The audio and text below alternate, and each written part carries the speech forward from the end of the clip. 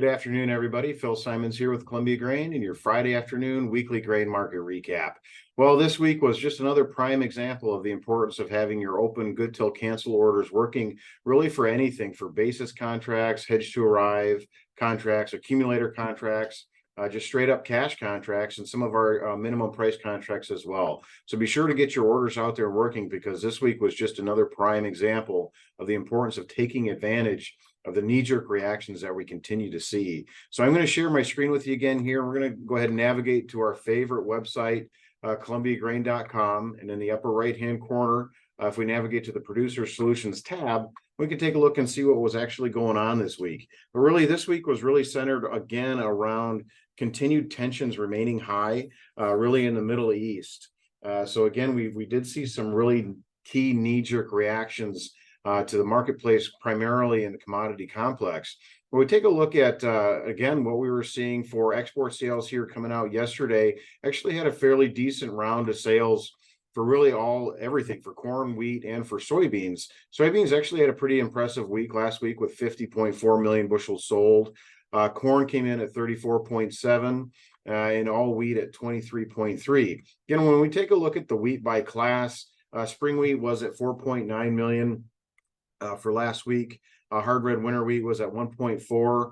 The big one was, again, soft red winter wheat coming in at 9.1 million, with China taking some additional U.S. soft red winter wheat there from last week. So good to see there.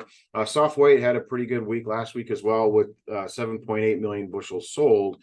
And the majority of that was coming from the unknown destination. So really could be anybody in terms of where that was actually sold, but definitely good to see the numbers coming up a little bit as we continue to move forward here. But when we take a look at the export sales by the pace of what we're seeing right now, I'm going to blow this up because this is a lot going on here. But when we look at corn, marketing year to date, we're at 637 million bushels sold. And when we take a look at how that compares to this time last year, we're actually ahead of this time last year, which was coming in at 544 million bushels.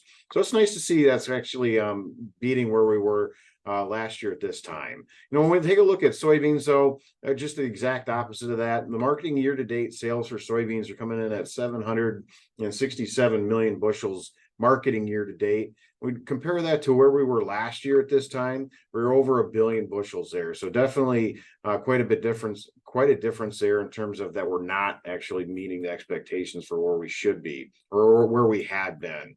When we take a look at the all wheat pace, we are for the marketing year right now 394 million bushels. In comparison to last year, we were at 414 million bushels. So pretty close to similar levels from where we were last year. And when we see what we need per week on all wheat right now, we are at 8.7 million bushels.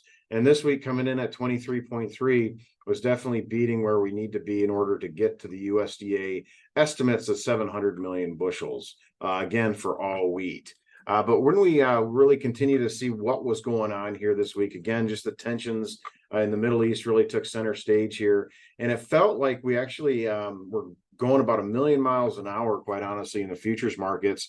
And we had some good, outstanding, good till cancel orders. Quite a slug of them that actually got filled out this week. You can see that the ranges were pretty wide once again. But corn, when the dust settled here, we actually had a weekly range of 22 cents. But once the dust settled, we actually only closed up 2 cents on the week.